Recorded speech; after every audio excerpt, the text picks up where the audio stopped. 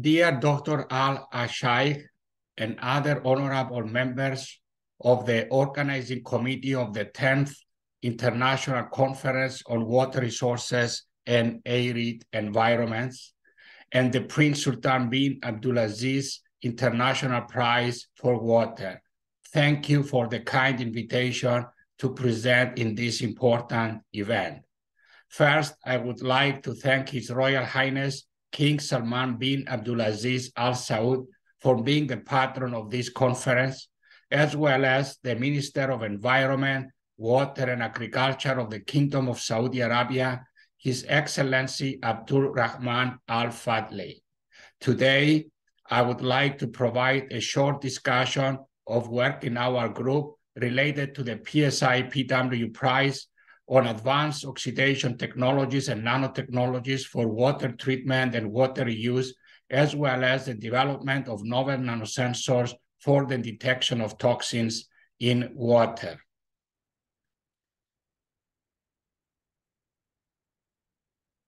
First, we are so grateful to the PSI PW Council for selecting our team to receive one of the creativity prizes this year.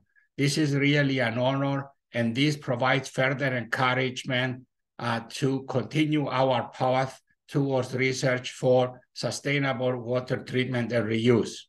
I would like to introduce here the team members, Dr. Abdulaziz Al-Anazi, Dr. Zhong Gao, Dr. Vasilia Voyazi, Dr. Wael Abderrahim, and Dr. Yin Huang for their contribution, dedication, creativity, and hard work.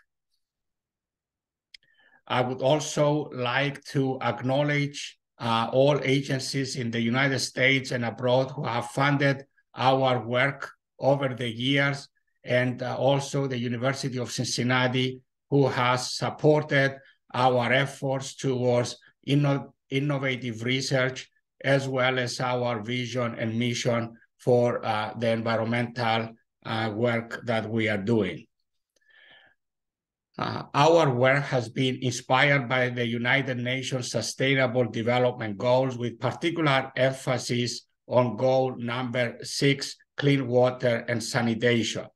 Our work has focused on the development of advanced oxidation technologies, as well as nanotechnologies. Many of those are powered by solar light or UV light radiation. Our focus has been on the treatment of contaminants of emerging concern in various sources of water, from drinking water sources, from industrial water sources, in water use application, as well as also from non-traditional sources of water. Our focus with respect to contaminants include pharmaceuticals and personal care products, pathogenic microorganisms, alkyl toxins, as well as more recently per and polyfluoroalkyl substances known as PFAS. In the past also, we have focused on legacy contaminants, as well as a variety of herbicides, pesticides, and other typically found pollutants in water. And the presence of these pollutants impose certain challenges with respect to drinking water production, water use, and other uses of water, and they impose challenges towards our efforts for the development of circular water economy.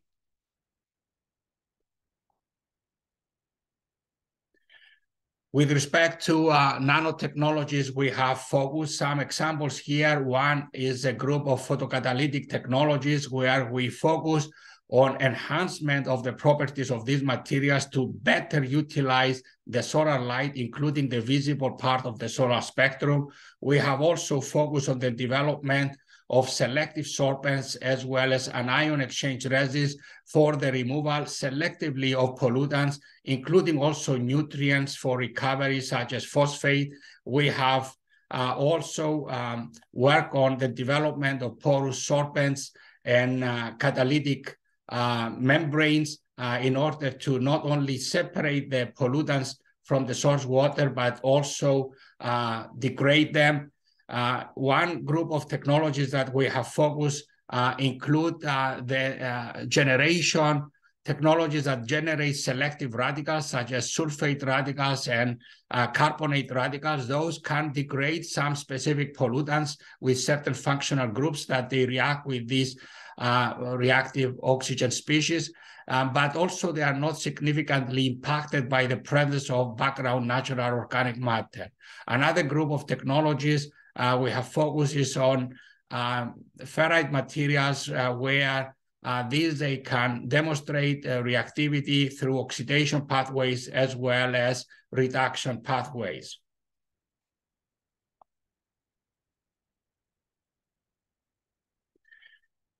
In one of these group of technologies, photocatalytic technologies, our effort was to establish such technologies driven by solar light as a potential replacement by other chemical oxidation or advanced oxidation technologies that they use oxidants. For example, UV hydrogen peroxide is a very frequently used popular technology as a technology in water treatment systems where it's targeting pollutants that they can degrade not easily compared to cases where such pollutants can degrade by biological systems. So when biocidal compounds are there or recalcitrant, UV hydrogen peroxide can be a good technology to apply.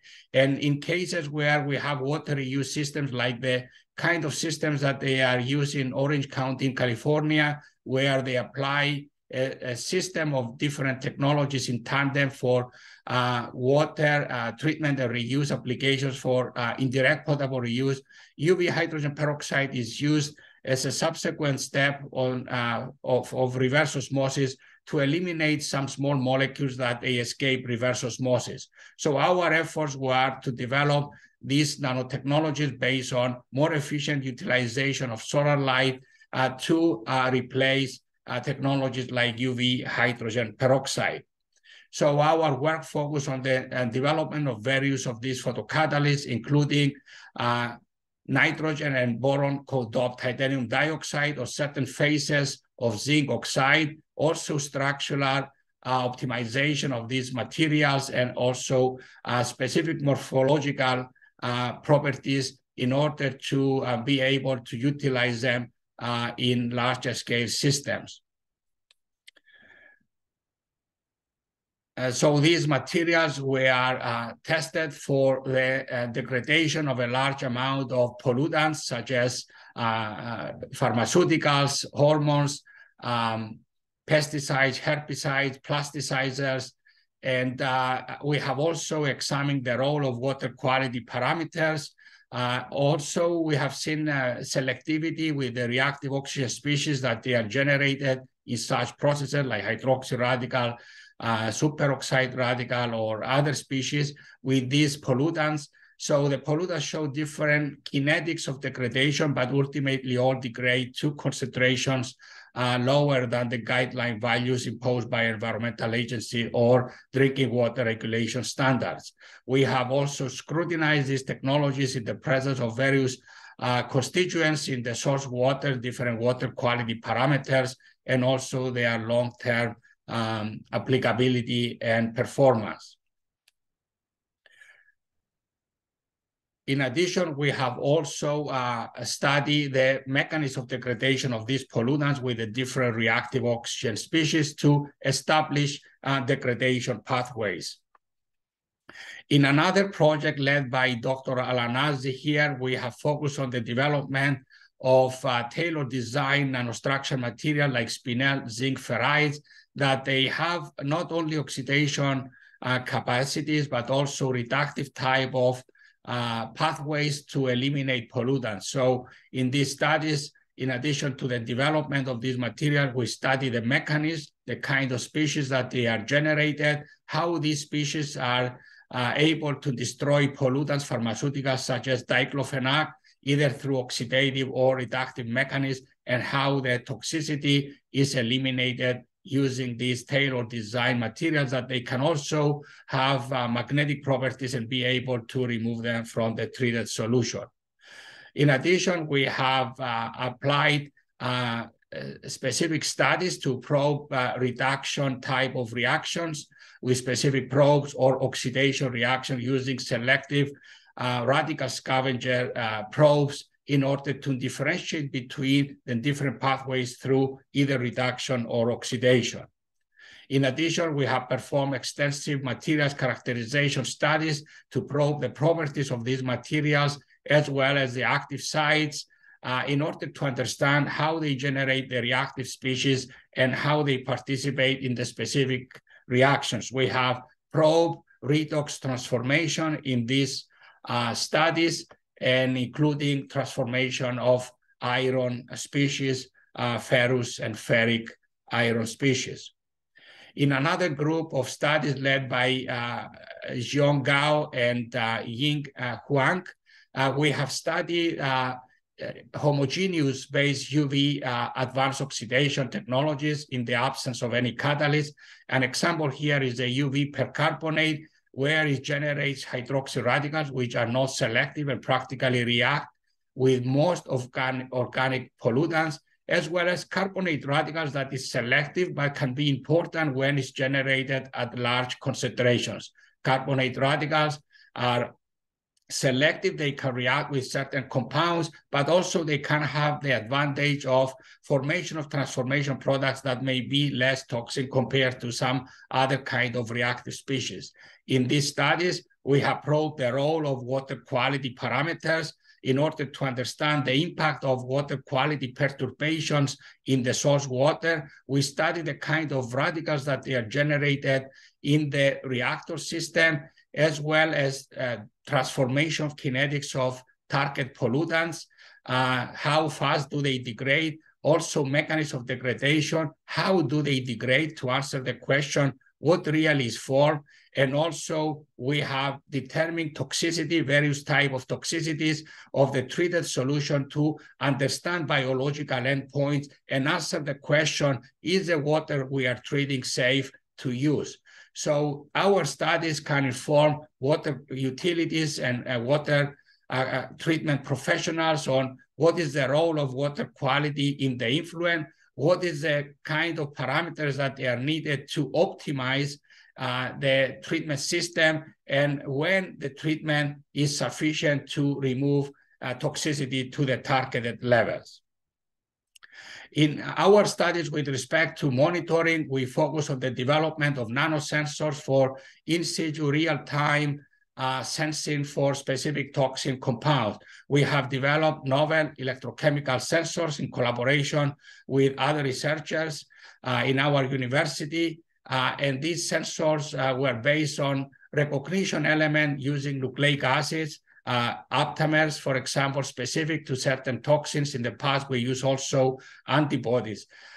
So these kind of studies are very important to inform utilities when they are able to measure and detect certain molecules of concern in the source water, to apply early warning and apply early treatment in order to proactively address any contamination issues in the source. Also, to understand what is the level of treatment that is applied, if it is efficient to remove certain pollutants of concern. So, for example, in our electrochemical sensors using aptamers specific for microcystin LR, one of the alkyl toxins that we have tested, we were able to establish the limits of detection down to 9.2 picomolar, which are much lower than the guideline values imposed by the World Health Organization and environmental agencies around the world. We have also seen that these sensors have very good selectivity and specificity. For example, in the presence of other similar alkyl toxins in the microcystins family, we have found that these sensors are very selective. And also, when we challenge them with the presence of other constituents in water, metals, other species like calcium or humic acids, as well as background natural organic matter from samples obtained from lakes and rivers, we saw that these kind of sensors operate very well and with very good performance. So in this short presentation, I gave you just a flavor of kind of work that we do in our group. Our group has done systematic studies on drinking water, water use, the removal of contaminants of concern. As I mentioned already, advanced oxidation and advanced reduction technologies. We have also done studies on agricultural drainage treatment, development of roadmaps for agricultural water reuse applications. We have focused on environmental nanotechnology, material synthesis for various applications, environmental catalysis, and various separation methods. My email is presented here, and I will be happy to discuss more with you. If possible in the future, come and give presentations and also interact and answer any questions. I would like to acknowledge the members that I already mentioned in my second slide in the presentation, as well as another PhD student currently in my group, a very talented student, Katie Waitzel, who provided materials and content for this presentation. I would like to wish you all the best for the new year. You have a wonderful 2023. Wish you all the best to you and your family and the students and the faculty and everybody around the world. I wish them all the best. With this, I will be happy to answer any questions, discuss further. You can reach me by email, or if there is a possibility to find a way to discuss, I will be happy to do that. So thank you so much for your attention, and I will be happy to answer any question. I wish you all the best. Bye-bye. I need to open the camera now. I removed the camera before because it was distracting with some of the content. But thank you so much. Wish you all the best. Bye-bye.